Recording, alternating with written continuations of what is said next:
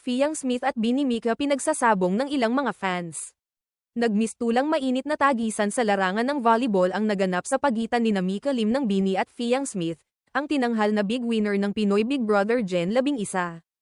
Sa idinaos na Star Magic All-Star Games 2025 na ginanap sa Smart Araneta Coliseum noong Linggo ika-20 ng Hulyo.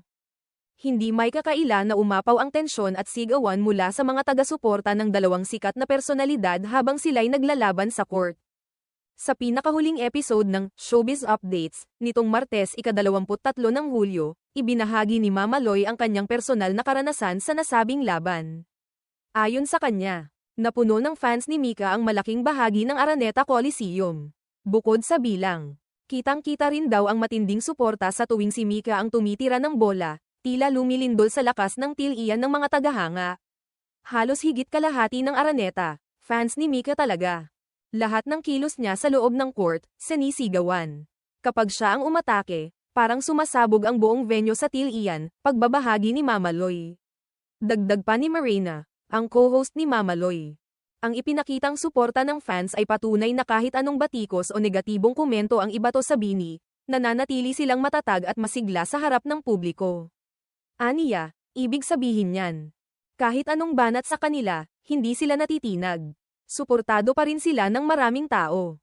Nang mabanggit naman ang pangalan ni Fiang Smith, inamin ni Mama Loy na may ilang sumuporta rin sa kanya. Ngunit mas nangingibabaw pa rin ang suporta para kay Mika. May mga sumisigaw din naman para kay Fiang. Pero talaga sigurong mas marami lang ang dumating na fans ni Mika kaya mas ramdam ang energy ng grupo niya, sabi pa ni Mama Loy. Hindi rin may kakaila na kapwa may kani-kanyang hatak sa publiko sina Mika at Fiang. Si Mika, bilang miyembro ng tumitinding popularity ng girl group na Bini, ay may matatag na fanbase na laging handang sumuporta sa kanya sa anumang larangan, maging sa sports.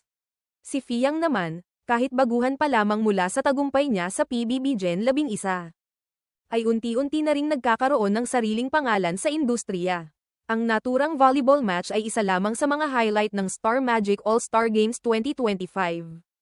Isang taunang kaganapan na naglalayong ipakita ang ibang talento ng mga artista sa larangan ng sports. Ngunit higit pa sa laro, naging tila kompetisyon din ito sa lakas ng fanbase. At sa pagkakataong ito, malinaw na pinatunayan ng supporters ni Mika kung gaano kalalim ang pagmamahal nila sa kanilang idolo. Sa kabila ng parang sabang na tensyon sa pagitan ng dalawang personalidad, positibo naman ang naging pagtanggap ng mga manonood sa paligsahan. Ipinakita ng mga tagahanga na ang suporta ay hindi lamang sa social media umiikot, kundi maging sa aktwal na events ay ramdam ang kanilang presensya.